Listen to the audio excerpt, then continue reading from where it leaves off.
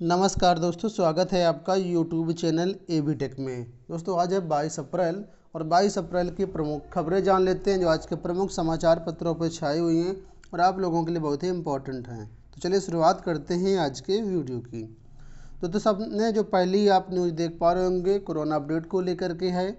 Lockdown 2.0 के दौरान बहुत से राज्य कुछ ज़रूरी चीज़ों पर छूट मांग रहे थे, इसलिए केंद्रीय गृह मंत्रालय ने मंगलवार को कुछ ज़रूरी छूटें दे दी हैं। कौन कौन सी ये छूट दी गई तो देख पा रहे होंगे, यहाँ पर दिया गया है कि मोबाइल के प्रीपेड कनेक्शन को रिचार्ज करने की सुविधा दी गई है, क्योंकि हर जगह ऑनलाइन पढ़ाई चलती है और कॉल पर बातें भी करना होता है, इस वजह से ये सुविधा दी गई है।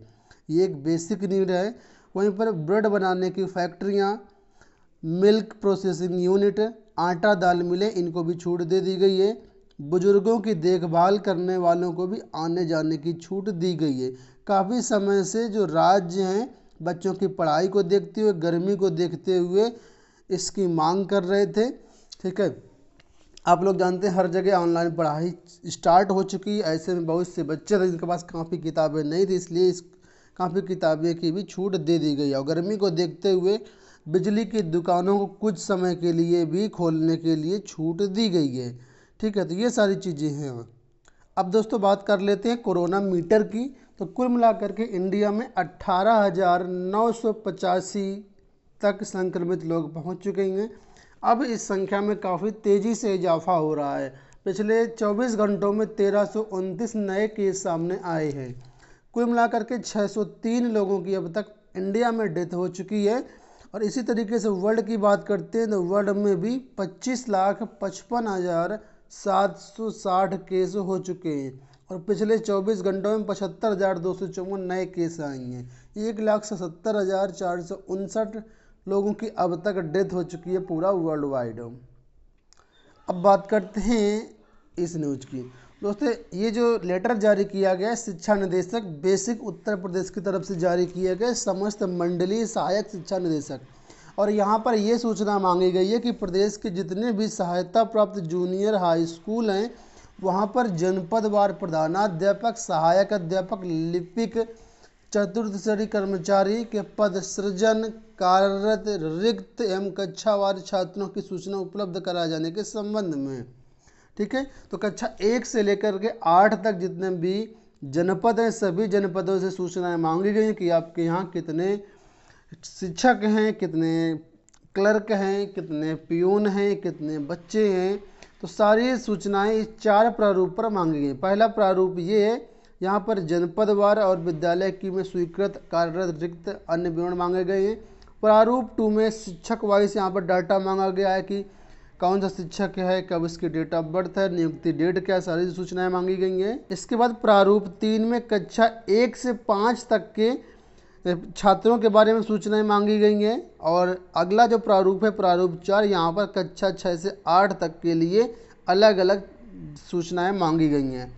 तो ये सूचनाएं सभी जिलों से उत्तर प्रदेश की मांगी गई हैं। ठीक है, और यहाँ पर शासन की क्या मंशा है मांगने की ये स्पष्ट नहीं किया गया। हालांकि आप लोग जानते हैं कि जूनियर में एडेड स्कूलों में भर्तियां आनी है, या तो हो सकता है उसके लिए मांगी गई हो या कुछ और सरकार का काम उन सब के लिए मांगी गई, ये सारी चीज़ें स्पष्ट नहीं है। दोस्तों उत्तर प्रदेश में अधिकारी बनने के लिए एक बड़ी भर्ती यानी पीसीएस और आरएफओ के लिए आवेदन शुरू हो गए हैं। पीसीएस और आरएफओ के लिए क्या एलिजिबिलिटी क्राइटेरिया, कैसे आपको ऑनलाइन फॉर्म भरना, इसके लिए ऑलरेडी हमने डिटेल्ड वीडियो बना दिया हुआ है। इसी वीडियो के डिस्क्रिप्शन में और आई कार्ड में आपको लिंक मिल जाएगा, वहाँ पर जा के आप लोग देख सकते हैं। फिलहाल यहाँ पर यह दिया गया आवेदन तो शुरू हो गए हैं, लेकिन बहुत से ऐसे प्रतियोगी छात्र हैं जिन्होंने इसका विरोध किया है, यही नाराज़गी जताई है। अब क्यों नाराज़गी जताई है वो बात आप लोग समझ लीजिए। पिछला जो विज्ञापन जारी हुआ था उसमें प्री से मेंस में जाने के लिए 18 के बजाय सिर्फ 13 गुना अभ्यर्थियों को सफल किए जाने की व्यवस्था थी। ठीक है, सेम टू सेम वही चीज़ यहाँ पर भी लागू कर दी गई है, जबकि अभ्यर्थियों ने पिछली बार इसका विरोध किया था और बोला था 18 गुना को करवाया जाए, तो आयोग ने ऐसा बिल्कुल भी नहीं किया है।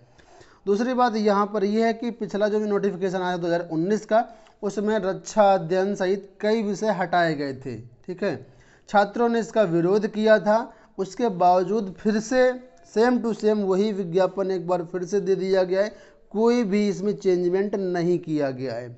वहीं पर बहुत से ऐसे अभ्यर्थी थे जो ओवर एज हो गए थे और 2 अतिरिक्त अवसर की मांग कर रहे थे। तो दोस्तों यहाँ पर उन अभ्यर्थियों को भी कोई भी अतिरिक्त अवसर नहीं दिया गया है, जबकि प्रतियोगी छात्र शासन से लगातार मांग कर रहे थे कि जो ओवर एज अभ्यर्थी हैं उनको 2 अतिरिक्त मौके दिए जाएं।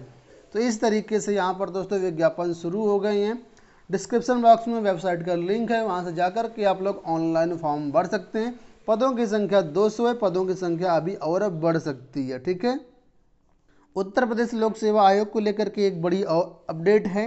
यूपीपीएससी ने कहा है कि भर्तियों की नहीं रुकेगी रफ्तार। दोस्तों आप लोग जानते हैं मार्च, अप्रैल और मई की कई सारी परीक्षाएं लॉकडाउन के कारण पोस्टपोन्ड कर दी गई, लेकिन वहीं पर लोक सेवा आयोग का कहना है, लोक सेवा आयोग ये विचार कर रहा है कि जो 3 महीने की परीक्षाएं कैंसिल हो गई उनको जल्द से जल्द कराने की कोशिश करेंगे और जून व उसके आगे की जो परीक्षाएं कैलेंडर पर निर्धारित हैं उनको बिल्कुल तय समय पर ही कराएगा लोक सेवा आयोग। इसके लिए लोक सेवा आयोग कार्य योजना बना रहा है और उसका कहना है कि वार्षिक जो परीक्षा कैलेंडर है उसमें ज़्यादा बड़ा बदलाव करने के मूड में नहीं है। पिछली परीक्षाएं जल्द से जल्द करा करके आगे के कैलेंडर को नियमित किया जाएगा। इस हिसाब से देखें, अगर पीसीएस की बात करते हैं तो 21 जून को पीसीएस की परीक्षा है, प्रारंभिक परीक्षा, ये अपने तय समय पर हो सकती है। आपको इसी परीक्षा को इसी डेट को मान करके अपनी तैयारी करनी होगी। अब बात करते हैं एलटी ग्रेड की। दोस्तों एलटी ग्रेड 10,768 जो भर्ती है उसमें आप लोग जानते हैं कि अभी तक ज्वाइनिंग नहीं हो पाई है अभ्यर्थियों की, काफ़ी लंबे समय से मांग कर रहे हैं। तो एलटी ग्रेड के जितने भी अभ्यर्थी उन्होंने शासन को पत्र लिखा है कि लॉकडाउन के कारण वो सरकार के पक्ष में है, सरकार के साथ में है और ऐसे में बच्चों को कोई नुकसान ना हो, इसलिए ये कहे हैं कि हम बिना वेतन के पढ़ाएंगे।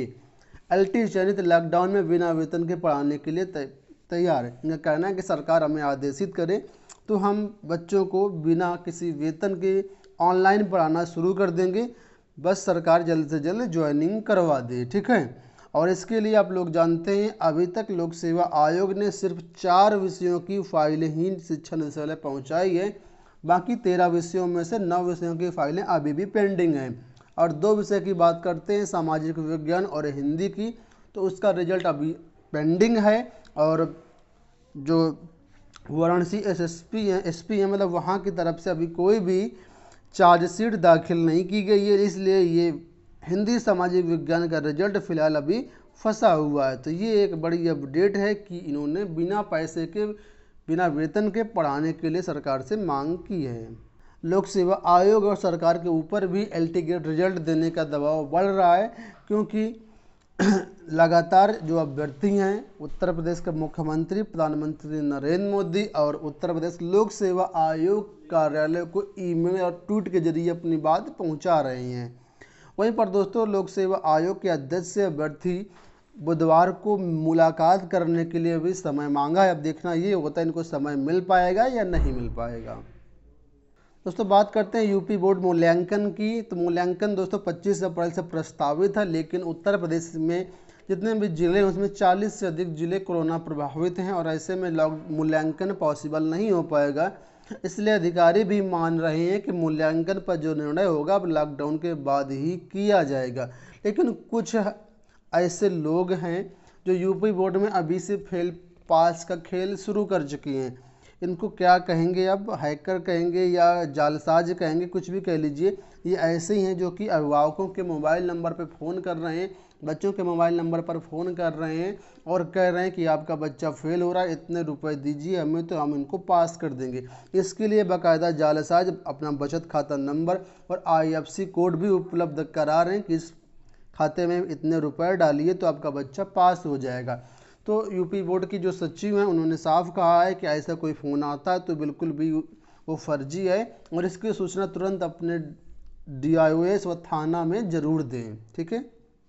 अगली अपडेट की बात कर लेते हैं। तो आराधना शुक्ला जो प्रमुख सचिव उत्तर प्रदेश शासन की, उन्होंने समस्त जिला अधिकारियों को शिक्षा निदेशक को आदेशित किया है।